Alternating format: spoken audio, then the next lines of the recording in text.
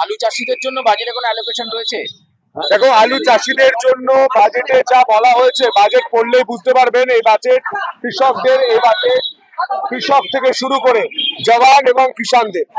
এই বাজেটে পরিষ্কার বলা হয়েছে ধানের কথা, পরিষ্কার বলা হয়েছে আলুর কথা।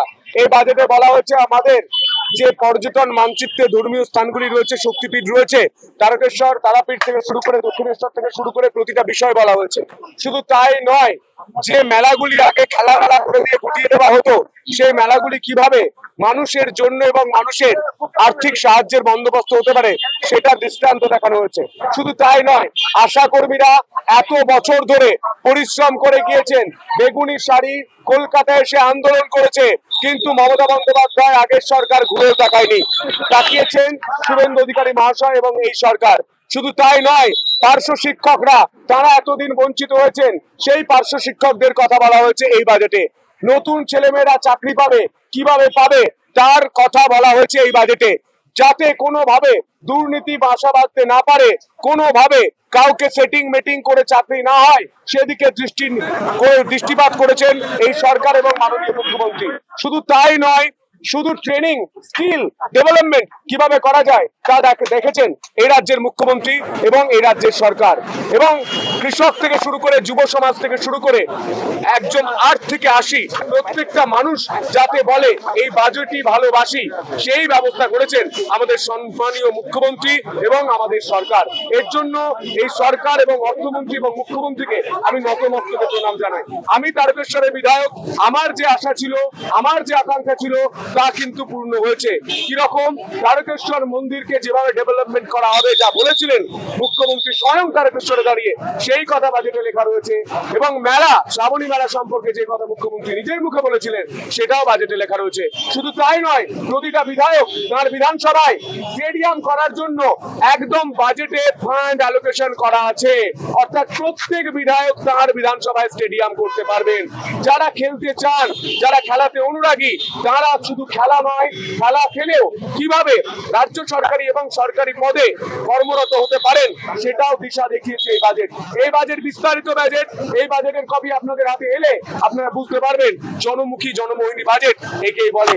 এই বাজেট পুরোটা পড়ে শুনিয়েছেন আমাদের সম্মানীয় অর্থমন্ত্রী স্বপন দাশগুপ্ত মহাশয়। এবং এই বাজেটে যে এতদিন ধরে খুব নিখুঁত ভাবে ডিটেলিং প্ল্যান করে বাজেট তৈরি করা হয়েছে তা বাজেট পড়ে আমি অন্তত অনুধাবন করতে পেরেছি।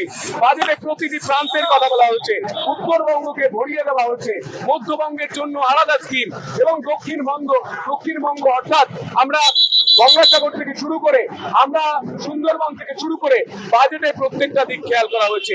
স্বাস্থ্য খাতে বিপুল অর্থ বরাদ্দ করা হয়েছে, বিভিন্ন এমস থেকে শুরু করে বিভিন্ন হসপিটালের জন্য অর্থ বরাদ্দ করা হয়েছে, আইআইটি থেকে শুরু করে উত্তরবঙ্গে বিপুল পরিমাণ অর্থ বরাদ্দ করা হয়েছে।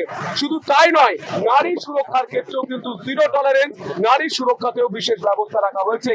এবং যাতে মা দুর্গা স্কোয়াড, দুর্গা বাহিনী তারা কাজ করতে পারে এবং প্রতিটা মহকুমায় একটি করে মহিলাদের আলাদা করে থানা হতে পারে, সেই ব্যবস্থাও কিন্তু মুখ্যমন্ত্রী করেছেন।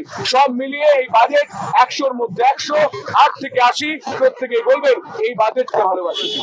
যিনি বলতে পারেন নিজের নামের সঙ্গে রাম থাকা সত্ত্বেও বলে যে জয় শ্রীরাম বললে মারবো, যে ব্যক্তি আমাদের সম্মানীয় মুখ্যমন্ত্রীর ভাব তুলতে পারে, সেই ব্যক্তি কোনোভাবেই রাম হতে পারে না, রাবণেন্দু। তিনি যে দুর্নীতি করেছেন পুলিশ ব্যবস্থা নিচ্ছে, এতে আমার কিছু বলার নেই। ব্যবস্থা নিচ্ছে পুলিশ দেখছে। এবং জনরোষের জনগণ কি করছে তার দায়িত্ব বা তার উত্তর দেওয়ার ক্ষমতা বা দায়িত্ব আমার নয়, মানুষকে প্রশ্ন করবে। মানুষ বুঝিয়ে দিয়েছে কত ধানে কত চাল। আর আমি কৃষকের ছেলে, আমি জানি হাল ছেড়ো না বন্ধু, হাল আমি ছাড়ি না। উনি যেভাবে গোটা তারকেশ্বর জুড়ে অরাজকতা তৈরি করেছিলেন তার জবাব মানুষ দিচ্ছে।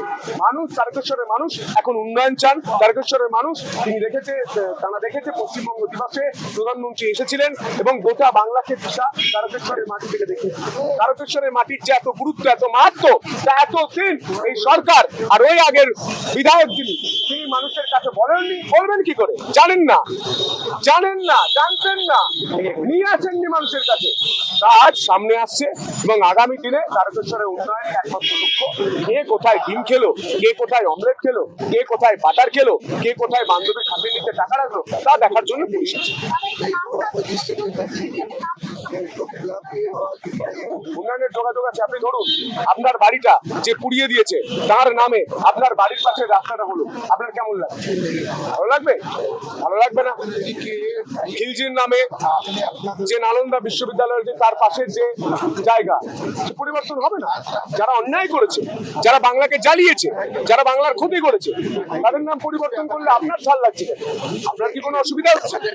অসুবিধা হওয়ার তো কথা নয়। আপনি যেটা বললেন আপনার কথাই কোট করে বলছেন, নামের সঙ্গে তো উন্নয়নের সত্যি জড়িত নেই, যোগ নেই, তাহলে এত অসুবিধা কোথায়? নাম নাম মানুষের রাগ, যে নাম ছিল সেই নাম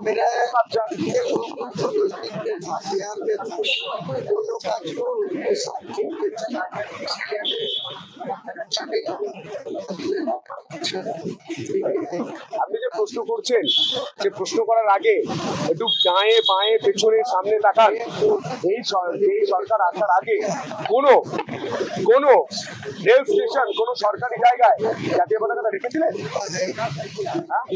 হর ঘর তিরঙ্গার সব থেকে বড় ওয়ার্ল্ড রেকর্ড যে সরকার গড়েছে তার নাম ভারতীয় জনতা পার্টি। প্রশ্ন করার আগে একটু স্টাডি করলে সুবিধা করেছে। হর ঘর তিরঙ্গা কার কর্মসূচি? আমাদের সম্মানীয় প্রধানমন্ত্রী নরেন্দ্র মোদীর কর্মসূচি। ধন্যবাদ।